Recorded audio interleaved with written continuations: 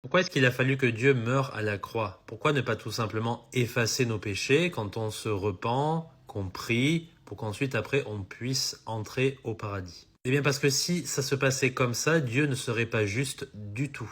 C'est pour ça que le Dieu de la Bible, il est parfaitement juste et je vais vous expliquer pourquoi. La Bible dit que tous ont péché et ne peuvent atteindre la gloire de Dieu. Donc nous sommes tous des pécheurs. La Bible dit qu'un seul mensonge est suffisant pour nous condamner en enfer, qui est l'endroit de la pleine manifestation de la colère de Dieu contre le péché, d'accord?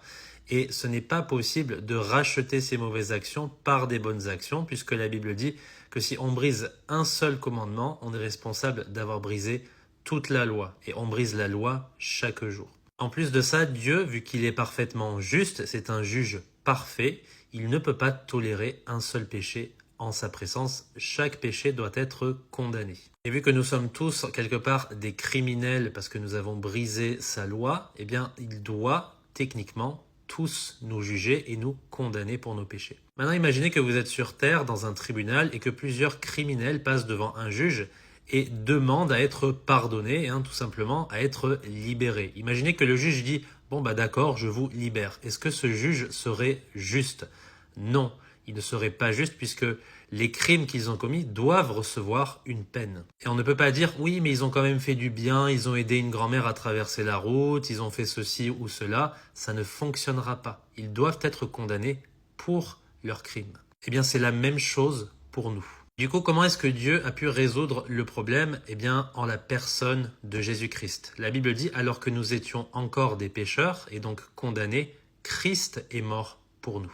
Oui, mais pourquoi est-ce qu'il a fallu que Dieu lui-même s'incarne et meure à la croix? Eh bien parce que sous l'Ancienne Alliance, le moyen que Dieu avait trouvé pour pardonner les péchés temporairement, c'était de sacrifier un animal, et donc il fallait que le sang coule, le sang d'un animal, pour le péché d'un homme. Et vu qu'un homme, il pêche tous les jours et de nombreuses fois par jour, soyons honnêtes avec nous-mêmes, vous imaginez le nombre d'animaux qu'il fallait sacrifier pour tout le monde. Et vu qu'un animal n'a pas la même valeur qu'un homme, c'est pour ça que ce sacrifice-là n'était pas parfait. Il fallait un meilleur sacrifice qui allait venir en Jésus-Christ. Donc pour que la justice de Dieu soit pleinement manifestée contre le péché, eh bien Dieu lui-même, surtout Dieu le Fils, s'est incarné, a vécu parmi nous et est mort à la croix. Il a en quelque sorte absorbé tous les péchés de l'humanité, passé, présent et futur, sur lui-même.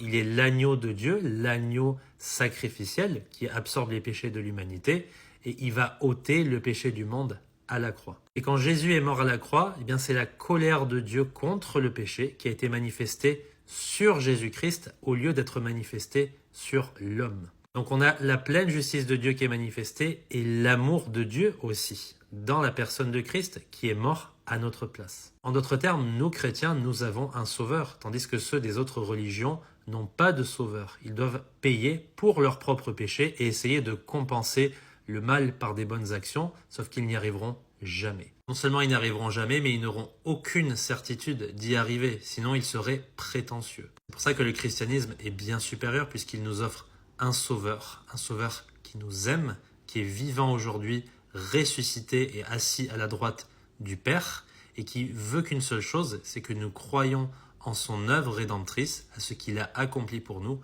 pour que nous puissions un jour le retrouver après la mort et vivre éternellement avec lui. La Bible dit car Dieu a tant aimé le monde qu'il a donné son seul Fils engendré afin que quiconque croit en lui ne périsse pas, mais qu'il ait la vie éternelle. Pas la vie temporaire, la vie éternelle. Que Dieu vous bénisse.